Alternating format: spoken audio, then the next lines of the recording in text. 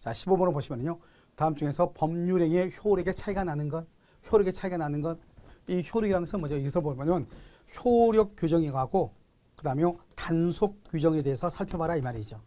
그러니까 만약에 단속 규정이 4개인데 효력 규정이 하나면 단속 규정이 아닌 것은 이 말이고, 효력 규정이 4개인데 단속 규정이 하나면 효력 규정이 아닌 것, 이걸 묻는 거죠.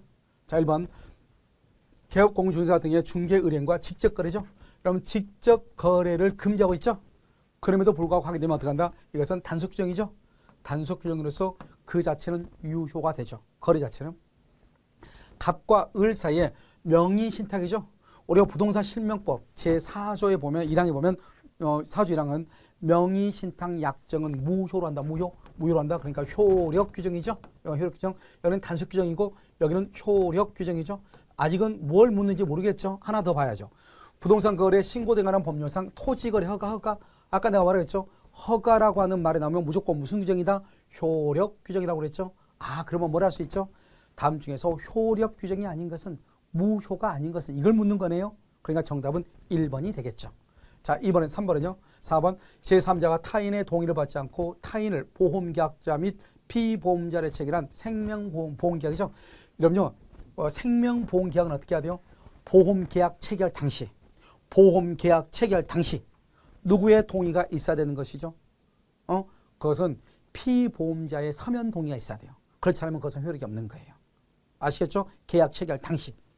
그 다음에 농지의 임대를 금지한 구농지법상 규정이죠. 이 구농지법상 규정, 이것 자체는 무효이죠. 임대를 금지했는데 임대하면 무효죠. 그런데 문제는 뭐예요? 이것은 뭐다? 무효는 무효인데, 무효인데 이것은 103조 위반은 아니다 이 말이죠. 103조 위반은 아니다 이 말이죠. 그러니까 746조 불법 원인 급여는 아니다. 이게 중요해요. 그러니까 여기 보면 농지의 임대를 금지한 구농지법 23조 규정은 효력 규정이다. 하지만 그것은 103조에 위반되지 아니한다. 따라서 746조 불법 원인 급여에 해당하지 아니한다. 이 두 가지를 다 알아야 돼. 아직 이거 우리 시험에 안 나왔단 말이죠. 알겠죠? 중요해요. 아직 시험에 안 나왔어. 5번 지문 잘 보란 말이죠. 물론 4번도 시험에 안 나오고 나머지는 다 시험에 남았죠. 그래서 정답이 몇 번이다? 1번이다. 이런 말이죠. 그 다음에 보시면 자, 법령의 적법성이죠. 우리가 적법성 똑같죠. 강행규정, 그 다음에 임의규정. 강행규정은 효력 규정과 단속 규정을 얘기하죠. 1번 법률행위의 목적이 사회적 타당성을 기한다. 사회적 타당성. 자, 봐봐요.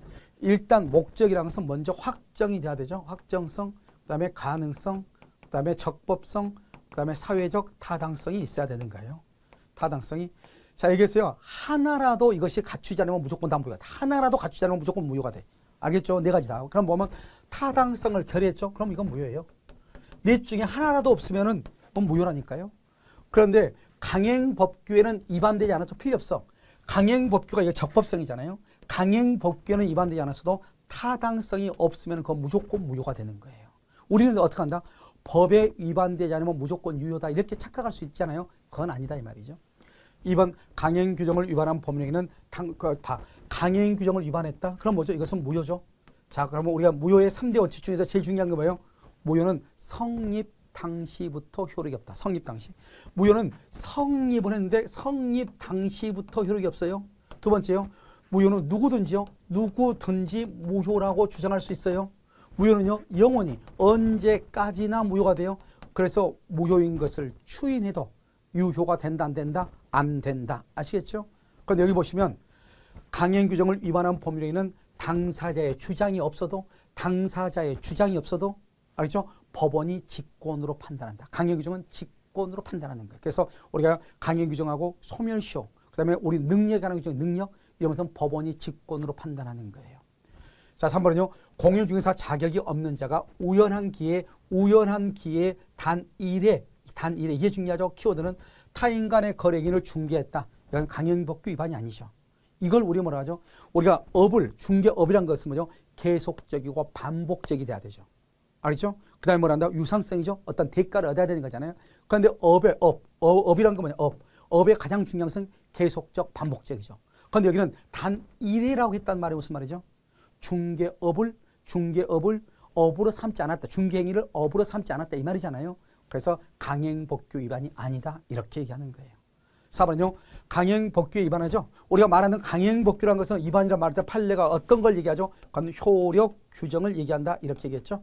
강행법규에 위반한 계약은 당연히 효력 규정을 위반했으니까 무효이죠. 무효. 무효는 법률행위 전체가 효력이 없는 것을 무효라고 그래. 그러니까 표현 대리라고 하는 것이 적용될 수가 없는 거예요.